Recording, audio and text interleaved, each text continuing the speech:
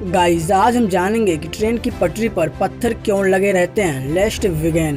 Train के पत्थर पटरी के नीचे लगे कंक्रीट के बने स्लीपर को एक जगह स्थिर रहने में मदद करते हैं। यदि पटरी पर ये पत्थर नहीं होगा तो कंक्रीट के स्लीपर एक जगह नहीं रहेंगे और ट्रेन का वजन भी नहीं संभाल पाएंगे।